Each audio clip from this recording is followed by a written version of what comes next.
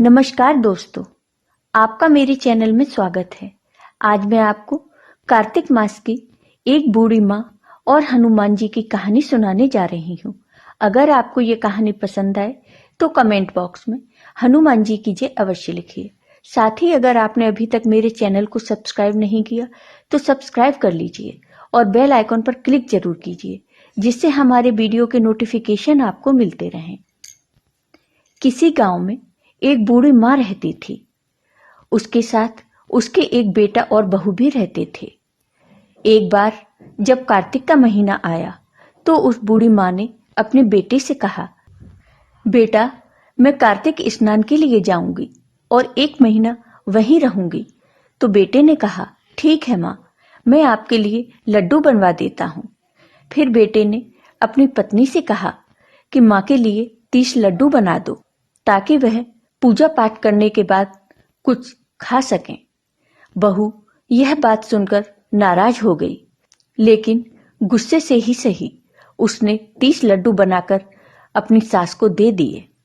फिर बूढ़ी माँ नदी किनारे कार्तिक स्नान के लिए गईं और वहीं किनारे पर एक झोपड़ी बनाकर रहने लगी।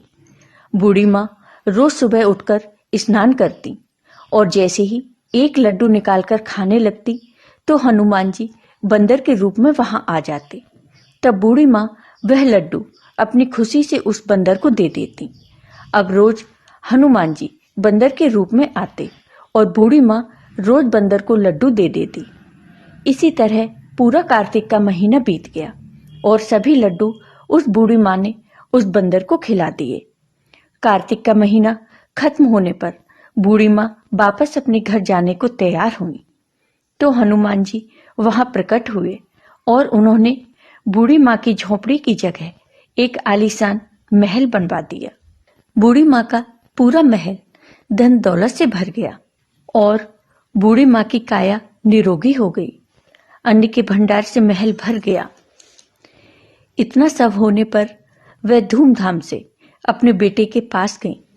बूढ़ी माँ को इतना धनी देखकर उसकी बहू ने मन में कहा कि अगले कार्तिक के महीने में मैं अपनी माँ को भी कार्तिक स्नान के लिए भेजूंगी।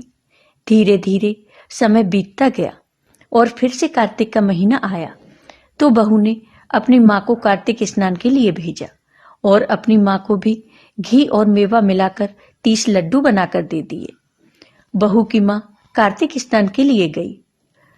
वो सुबह जल्दी स्नान करती और जैसे ही लड्डू खाने लगती तो हनुमान जी बंदर का रूप रखकर उसके सामने बैठ जाते।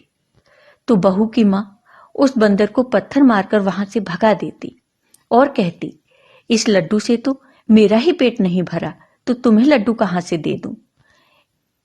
उसका रोज का यही क्रम 30 दिन तक चलता रहा, लेकिन बहू की माँ ने कभी भी बंदर को एक भी लड्डू नहीं खिलाया।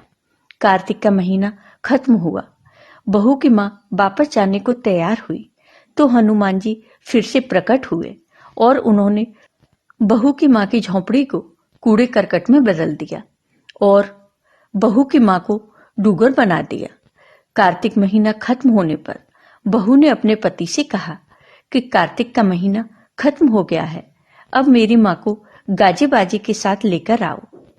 तब वह लड़का अपनी सास को गाजे बाजे के साथ लेने गया तो वह वहां देखता है कि झोपड़ी की जगह कूड़े करकट का ढेर है और उस पर उसकी सास डूगर बनकर बैठी है।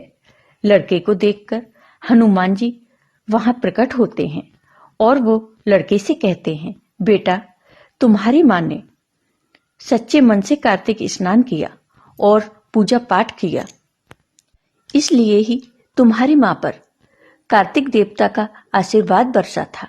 लेकिन तुम्हारी सास पापी मन और लालच की वजह से यह कार्य कर रही थी और कार्तिक के महीने में बेटी के घर का अन्न खाया था उसने, इसलिए कार्तिक देवता उससे नाराज हुए हैं, जिसके कारण यह डूगर बन गई।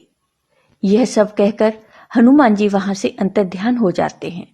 तो हे कार्तिक महाराज, जैसे आपने उस लड़के की मां पर अपनी कृपा की, वैसे ही अपने सभी भक्तों पर अपनी कृपा सदा बनाए रखना।